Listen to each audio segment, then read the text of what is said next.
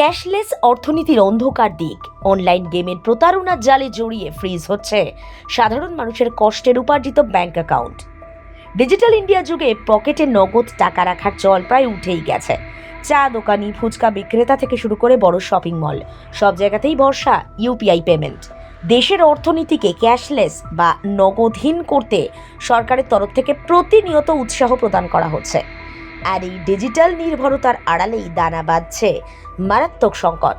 Cyber অপরাধীদের কারসাজিতে কোনো দোষ না করেও হাজার হাজার সাধারণ মানুষের ব্যাংক অ্যাকাউন্ট হোল্ড বা ডেবিট ফ্রিজ হয়ে যাচ্ছে। মাথায় হাত সৎ ব্যবসায়ী থেকে সাধারণ চাকরিজীবীদের। কিভাবে ছড়াচ্ছে সাইবার জাল? অনুসন্ধানে জানা গেছে, ইন্টারনেটের মাধ্যমে ব্যাঙের ছাতার মতো গজিয়ে উঠেছে অবৈধ অসাধু অনলাইন গেমিং বেটিং অ্যাপ। সহজে কম সময়ে টাকায় লোভ দেখিয়ে অ্যাপগুলি মানুষকে ফাঁদে ফেলছে। এই গেমগুলি থেকে যে টাকা ব্যবহারকারীরা আর্নিং বা আয় করছেন, তার সিংহভাগই আসলে কোনো না কোনো সাইবার ফ্রড, লটারি স্ক্যাম বা অনলাইন প্রতারণার মাধ্যমে হাতিয়ে নেওয়া কালো টাকা। সাইবার অপরাধীরা এই অবৈধ টাকা সরাসরি নিজেদের অ্যাকাউন্টে না রেখে গেমের আড়ালে সাধারণ খেলোয়াড়দের অ্যাকাউন্টে ঢুকিয়ে দিচ্ছে। আসল সংকট কি? চেন রিয়াকশন এবং অপরাধীন অপরাধী। সমস্যাটি তীব্র আকার ধারণ করছে যখন কোনো ভুক্তভোগী সাইবার সেলে অভিযোগ করছেন। পুলিশ বা সাইবার সেল যখন তদন্তে নামছে, তখন তারা ডিজিটাল ট্রেল বা টাকার উৎস ধরে এগোচ্ছে। সফটওয়্যারের মাধ্যমে দেখতে হচ্ছে প্রতারণার টাকা কোন কোন অ্যাকাউন্টে ঘুরেছে। এখানেই অদ্ভুত চেন রিয়াকশন। প্রথম স্তর, যে ব্যক্তি সরাসরি গেম খেলে ওই নোংরা বা ফ্রড টাকা নিজের অ্যাকাউন্টে নিয়েছেন, তার অ্যাকাউন্ট তো ফ্রিজ হচ্ছে। দ্বিতীয় ও তৃতীয় স্তরে আসল বিপত্তি ঘটছে।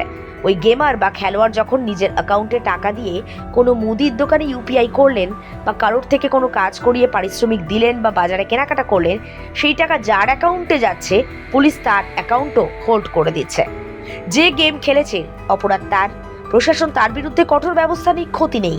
কিন্তু সাধারণ দোকানদার থেকে যিনি পরিশ্রমের পণ্য বিক্রি করছেন, ইউপিআইতে টাকা নিচ্ছেন বা সাধারণ শ্রমিক, তার দোষ কোথায়? প্রশ্ন ভুক্তভোগীদের। এক রকমায় অ্যাকাউন্ট ফ্রিজ হয়ে যাওয়া, স্তব্ধ হয়ে যাওয়ার মতো ঘটনা ঘটছে। ঘরের রেশন কেনা থেকে সন্তানের স্কুলের ফি লেনদেন সব বন্ধ হয়ে যাচ্ছে।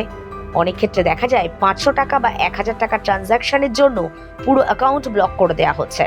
সেখানে হয়তো ওই গ্রাহকের সারা জীবনের সঞ্চিত কয়েক লক্ষ টাকা রয়েছে।